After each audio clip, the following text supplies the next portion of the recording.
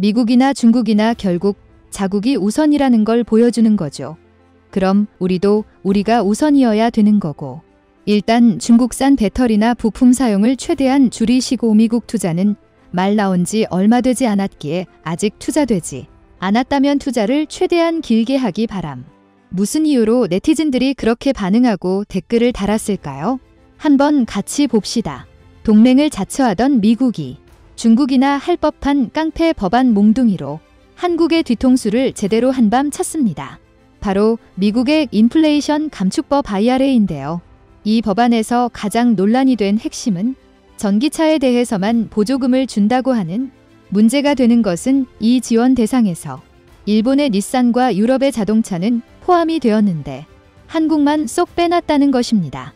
그런데 여기에서 더 열받는 건 이번 사태가 미국 바이든 대통령이 현대차 정미선 회장을 직접 만나 미국은 현대차를 절대 실망하게 하지 않을 것이라 말한 지 불과 3개월도 채 되지 않았다는 것입니다. 이에 동맹이고 뭐고 내 밥그릇부터 챙기고 보겠다는 심보 가득한 미국의 민낯을 똑똑히 보게 됐다라며 국내 여론이 용광로처럼 들끓었습니다. 또한 미국 전기차 판매량 2위를 달리던 한국 전기차 산업에는 순식간에 빨간 불이 들어왔는데요.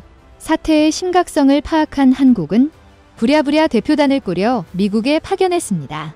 하지만 미래 먹거리 산업의 한 축인 전기차 시장을 이참에 다 털어버리고 판을 갈아버리겠다고 마음먹은 미국을 과연 설득할 수 있을지 의견이 분분한 상황입니다.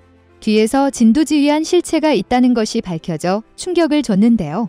한국이 이런 사면초가의 상황에서 미처 짚지 못했던 점은 무엇인지, 그리고 이 악재를 어떻게 뚫고 나아가야 할지를 이야기를 나눠보도록 하겠습니다. 미국을 선택해준 정의선 현대차그룹 회장에게 미국은 현대차를 실망하게 하지 않을 것입니다. 이 말은 지난 5월 방한 때 미국 바이든 대통령이 현대차 정미선 회장과 만났을 때 한 얘기입니다. 미국의 대통령이 일개의 기업 회장에게 이렇게 큰 은혜를 입은 듯 감사를 표하는 게 참 의아한데요. 그럴 만한 이유가 있었습니다. 현대자동차가 미국에 총 105억 달러 약 13조 4,000억 원을 신규 투자하겠다고 했기 때문인데요. 이 얘기에 멀리까지 전용 비행기를 타고 온 보람이 있다고 느꼈는지 바이든 대통령의 표정도 아주 밝았습니다. 그래서 연신 오땡큐를 날렸는데요. 하지만 이 절대 실망하게 하지 않겠다는 말은 작심 3일도 아니고 작심 석 달 만에 말짱 도루묵이 됐습니다. 아니 한국의 등에 비수를 꽂는 전대미문의 발표를 해버렸는데요. 그것이 바로 인플레이션 감축법 IRA입니다. 지난 8월 16일 바이든 대통령은 인플레이션 감축법에 서명했습니다. 이 법안 효력은 서명과 동시에 즉시 발효됐는데요. 말이 불가를 잡겠다는 인플레이션 감축법이지. 속 내용을 자세히 보면 기후변화에 대응해서 중국을 잡겠다는 것이 이 법안이 골자입니다.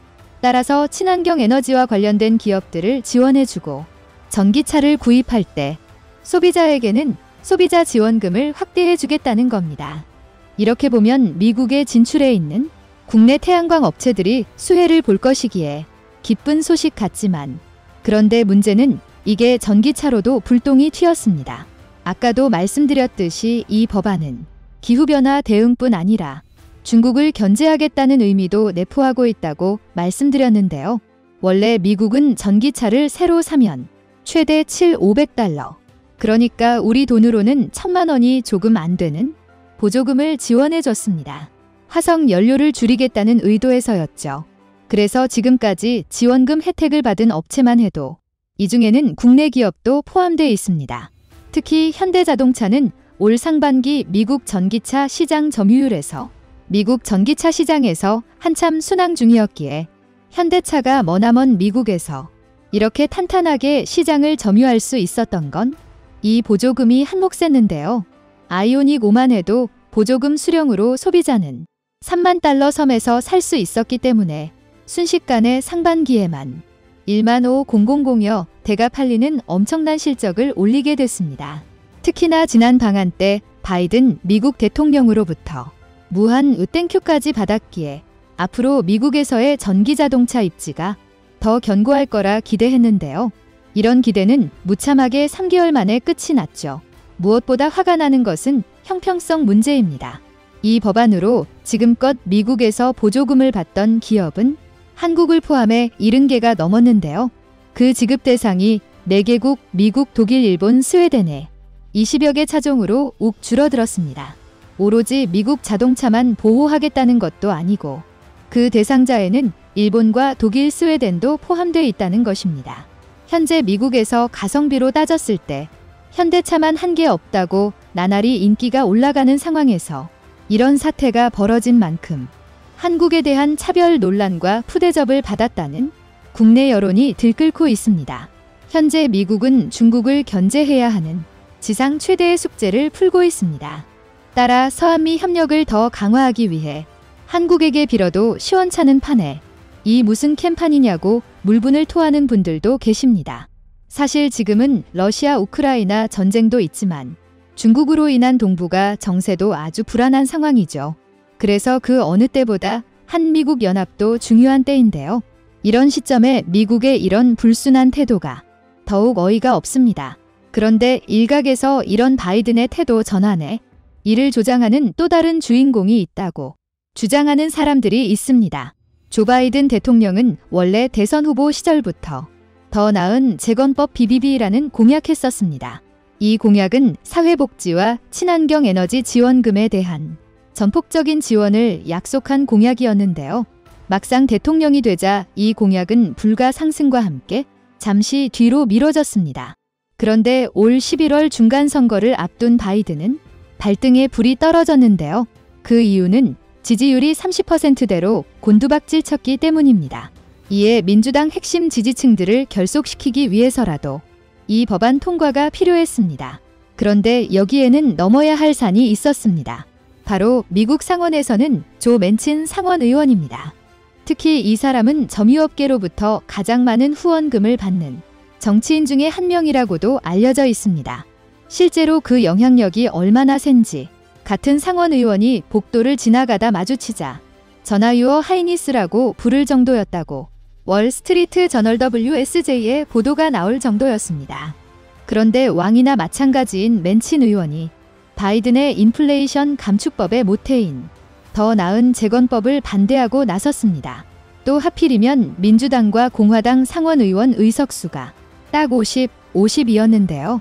이 법안이 통과되려면 민주당 10명의 찬성이 필요했습니다. 하지만 맨친 의원은 반대했고 이후 이는 맨친의 입김이 작용해서 기존의 재건 법안 3조 5천억 달러에서 축소된 인플레이션 감축법 7,400억 달러에 대고서야 맨친의 의회를 통과했다는 것입니다. 따라서 지지 세력이 약한 바이든은 맨친 의원의 입김에 밀려 이러한 법안을 통과했다는 말인데요. 바이든 대통령이 인플레이션 감축 법안에 서명 직후 그 펜을 서 있던 누군가에게 줬는데 그 사람이 바로 조 맨친 의원이었습니다. 하지만 그 뒤에 누가 있든 이는 미국이란 나라에서 한국에게 주는 엄청난 뒤통수라는 것에는 어쩌면 같은 마음을 먹고 서로 역할을 달리해 자국 우선주의를 펼치고 있는 것인지도 모르는 일입니다. 어쨌든 엄청난 뒤통수를 맞게 됐다는 게 중요한데요. 여기서 미국의 또 다른 야욕을 다시 들여다볼 필요가 있습니다. 처음에도 말씀드렸지만 보조금 문제만의 것이 아니라 중국과의 패권 다툼에서 중국을 왕따시키려는 목적도 있습니다. 특히 전기차 세액공제 적용 항목 중에는 배터리에 대한 것도 들어있는데요. 이 내용은 배터리의 부품과 원자재의 50% 이상이 북미산일 경우에만 세액공제를 해주겠다는 것입니다. 미국은 오랫동안 세계 제조업 생산에서 선두를 차지하며 전 세계를 리드하며 살았습니다. 지금은 1세기의 공장인 중국이 들어서면서 그 입지가 점점 좁아졌는데요. 이러다 중국에 밀리겠다는 불안감에 더 안에서 밖으로 새는 물을 잠그며 판도를 미국으로 돌리려고 안간힘을 쓰고 있는 것입니다. 하지만 함정은 배터리와 원자재는 절반 이상이나 장악하고 있다는 것인데요. 이에 대응하기 위해 미국은 중국을 압박하기 위해 칩4 동맹을 결성하려고 한국을 설득 중인 상황이기도 합니다. 그런데 이처럼 필요한 것은 있는 대로 다 써먹을 요령이나 부리면서 동맹의 의리를 저버린 미국을 과연 계속 믿고 갈 수 있을까요? 정부 대표단은 미국의 인플레이션 감축법에 대해 큰 불만을 표출하며 이의를 제기했습니다. 이 법안이 재검토될 일은 묘연해 보이는데요. 그렇다고 가만히 있을 수만은 없는 노릇입니다.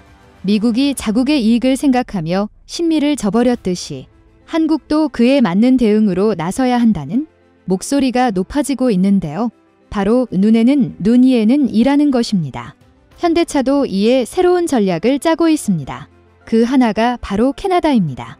캐나다는 천연가스 매장량이 풍부한 나라로 이전부터 수소 연료 전지 분야 산업체를 육성하고 있습니다. 이에 따른 보조금도 지급하고 있는데요. 인플레이션 감축법에 따라 북미산 원자재를 사용하면 세액공제도 적용되기 때문에 부담이 떨어지는 것이죠. 또한 지금도 이미 인프라가 구축돼 있기 때문에 한국과 수소차 관련 협력이 이루어지고 투자가 늘어난다면 한국이 우위를 차지할 기회가 생기게 됩니다. 특히나 엘버타 주지사도 이미 전부터 여러 차례 한국 기업에 관심 좀 가져달라고 요청한 만큼 굳이 이런 상황에서 미국만을 목매고 바라볼 필요는 없습니다. 또한 FTA를 맺은 멕시코, 호주, 칠레와 같은 나라로 수출 기지를 넓히는 방안도 많이 논의되고 있습니다. 기존의 멕시코 기아차 공장도 더욱 확대하라는 목소리가 나오는 것도 이런 이유에서입니다.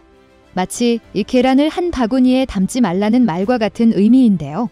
생산시설을 분산시킴으로 좀 더 다변화한다면 만일의 경우에도 훨씬 대처도 되고 플랜 B가 만들어지는 것이니 미국과 같은 사태에서 좀 더 리스크가 줄어들 것이기 때문입니다.